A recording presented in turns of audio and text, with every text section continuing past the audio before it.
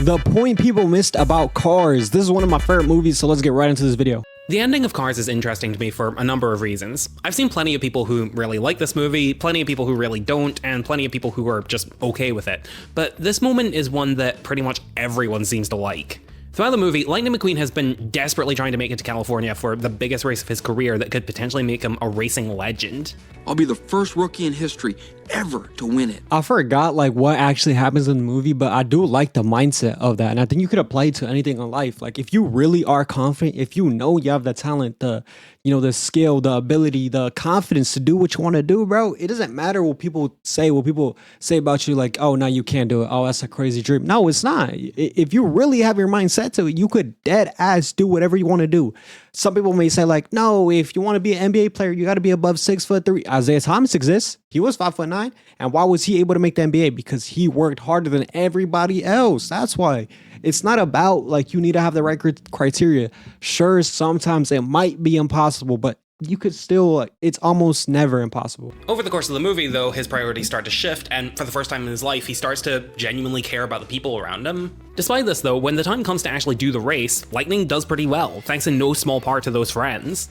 The final lap comes, and Lightning seems to be a shoo-in for the Piston Cup, which would make all of his ambitions a reality.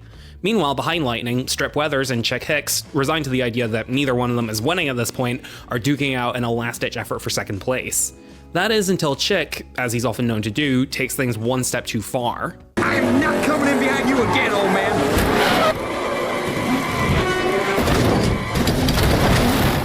I'm not gonna lie, bro, this scene, when I watched as a kid, that was actually sad. Like, I deadass think I wanted to cry. Also, that's gotta be illegal to purposely run somebody off the road. Like, this is NASCAR, but in cars, so there's no way he didn't get disqualified for that. And I know Lightning McQueen helped him finish the race, but wouldn't that mean that the green dude wouldn't even have come in first because that's illegal and he would be disqualified?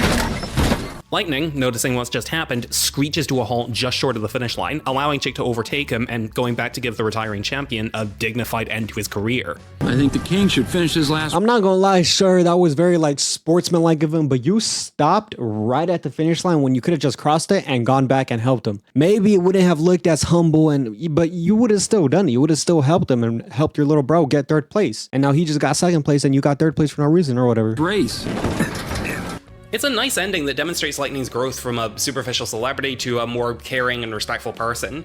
But while pretty much everyone seems to agree with me on this, there is one point that I've heard a few people bring up, even if they do still like the ending. Okay, but like, if I was him, I would have crossed the finish line and won the race and then gone back to help the king. But I guess this is a better lesson learned or whatever. The finish line is right there. Come on, just go an inch further. Please, Lightning. Lightning grows a conscience at the stupidest time. A moment that should show me how much he's grown actually makes me physically angry. It is true that Lightning helping Strip Weathers and taking the Piston Cup, which he won fair and square, are not mutually exclusive, and he could have very easily done both.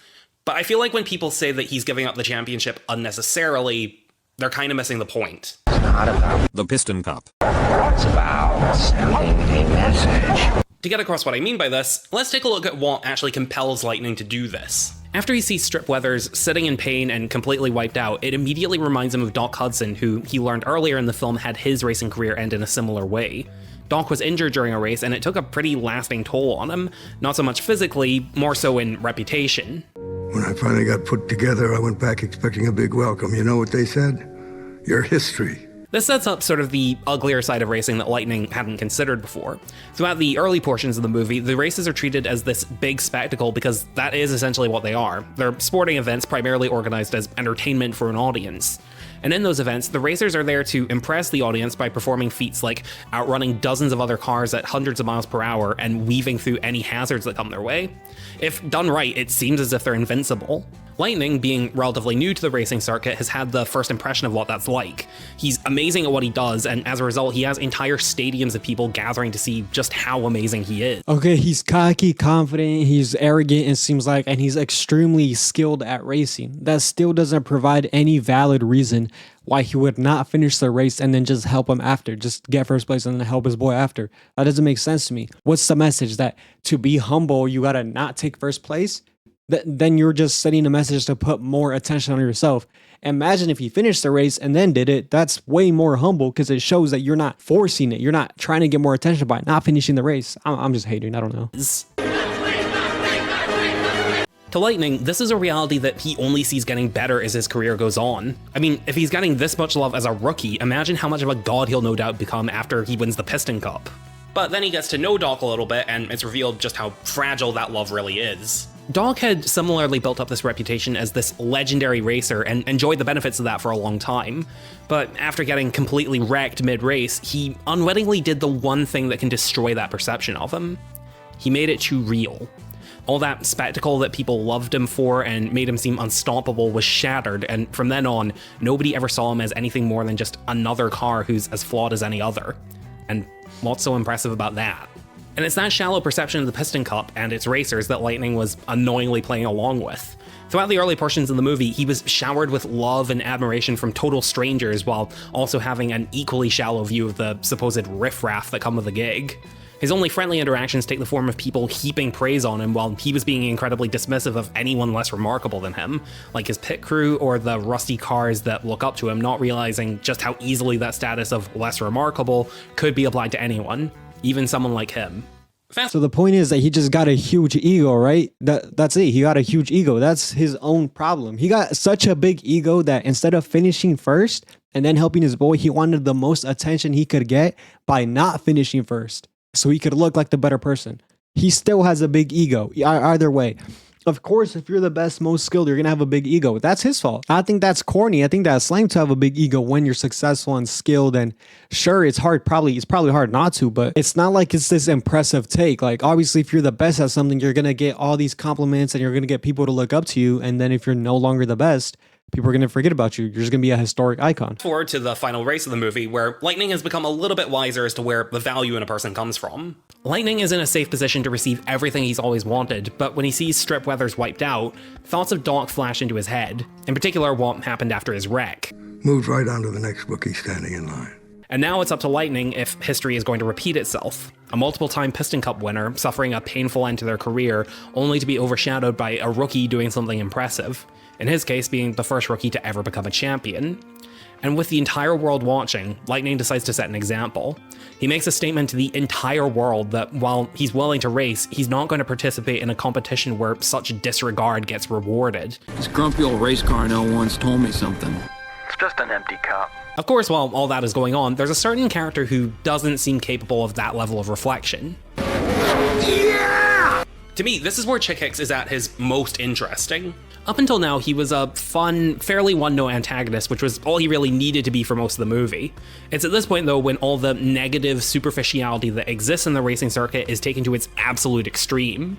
You know, generally, if you're in a competition that you've pretty much already lost in every way except technicality, and then the would-be winner just forfeits their guaranteed victory at the last moment, you'd probably feel a little unfulfilled. I mean, Chick was in no position to catch up to Lightning legitimately, and only won because at the race's end, he literally had no active But he still won, though. It doesn't matter how he won, he still won. Sure, Lightning McQueen gave up to prove a point about how he doesn't agree with being this dirty racer. Sure, and I agree with that. That's fire. And it also makes sense that he pointed out that he didn't want to overshadow the blue guy's career by finishing first, and he crashed, so now he'll be forgotten about, and instead not finish first, so that historic, remarkable achievement isn't overshadowed, right? Okay, but Lightning McQueen made that point, right? And does Strip Weathers, the blue guy, appear in Cars 2 or 3?